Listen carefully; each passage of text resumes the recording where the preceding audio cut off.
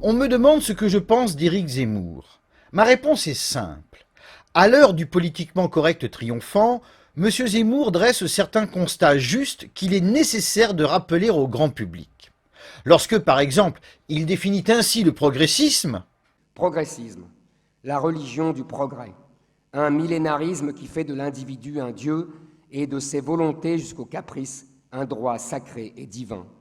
Le progressisme est un matérialisme divinisé qui croit que les hommes sont des êtres indifférenciés, interchangeables, sans sexe ni racine, des êtres entièrement construits comme des Legos et qui peuvent être donc déconstruits par des démiurges. Ici, j'applaudis M. Zemmour et j'encourage le grand public à l'écouter. Mais dans le même temps, je préviens. Dresser certains constats justes ne suffit pas. Si l'on veut sauver notre civilisation européenne, alors il faut aller plus loin et devenir un danger pour ce système mondialiste. M. Zemmour représente-t-il un danger? Pour répondre, j'applique le critère suivant, fort bien expliqué par M. Hollande. Il y a une banalisation du pire, il y a une banalisation de l'extrême. Vous parlez d'Éric Zemmour, il travaille dans des organes de presse. Et si l'on pense qu'il tient des propos qui dépassent toutes les limites et qui franchissent toutes les digues, il y a bien un moment où il faut prendre des responsabilités.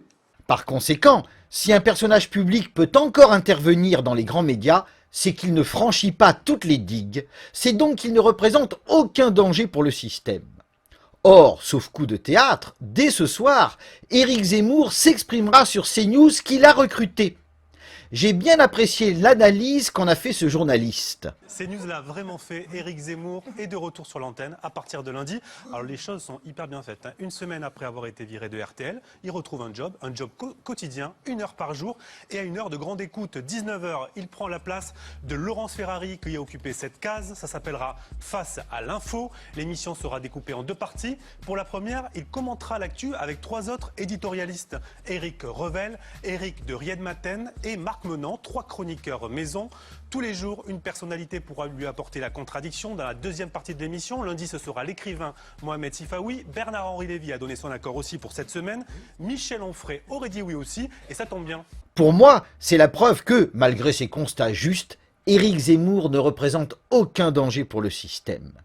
Les conditions qu'il accepte pour pouvoir s'exprimer le confirment. Écoutez. Et pour modérer tout ça, la journaliste Christine Kelly. Christine Kelly, c'est l'alibi parfait. Elle est journaliste, ancienne membre du CSA.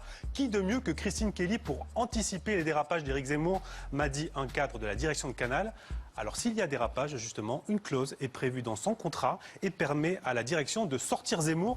Nous n'offrirons pas à Éric Zemmour une tribune sans filtre. Si vraiment Éric Zemmour était un esprit libre, soucieux de remettre en cause le système, alors il n'aurait jamais accepté un retour dans de telles conditions.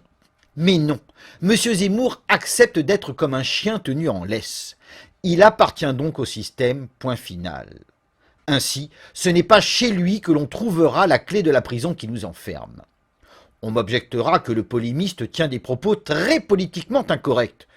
J'en conviens, mais justement, le journaliste en a sélectionné quelques-uns, les plus choquants bien sûr. Voici ce que ça donne. Zemmour, souviens-toi, qui avait été déjà viré en 2013, non pas pour des propos tenus à l'antenne, mais pour ceux dans un journal italien. Pourtant, à l'antenne, c'était déjà bien raide. L'Algérie n'existe pas, c'est une invention de la France. Au nom de la prétendue lutte contre l'homophobie, on veut faire de la propagande homosexuelle. Vous ouvrez le Coran à n'importe quelle page et il y a écrit « il faut tuer les juifs, il faut tuer les chrétiens ». En 2014 se posait déjà la question de sa présence récurrente à la télévision. Et écoute bien ce qu'il disait. Les gens m'invitent, je fais de l'audience. Ah oui, mais vous savez, c'est très cynique tout ça. Certes, à l'heure de l'hystérie politiquement correcte, ces paroles peuvent choquer. M. Zemmour a d'ailleurs été condamné pour de tels propos, en 2011 puis en 2018, avec une confirmation voilà quelques jours. Mais ces condamnations ne doivent pas faire illusion. Dans les discours tenus par M. Zemmour, il n'y a rien qui remette en cause le système. Pourquoi ?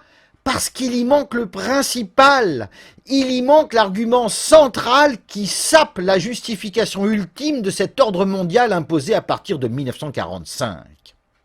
Par ignorance, par opportunisme ou par stratégie, M. Zemmour esquive toujours cet argument central.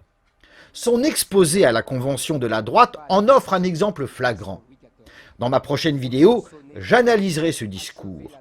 Je démontrerai pourquoi, malgré les constats exacts qu'il renferme et malgré son caractère radical, cette intervention ne permettra aucune renaissance nationale. Si l'on veut sauver la civilisation européenne, il faut aller plus loin que M. Zemmour. À bientôt donc pour ma prochaine vidéo. Bonsoir. Pour les mouvements homosexuels.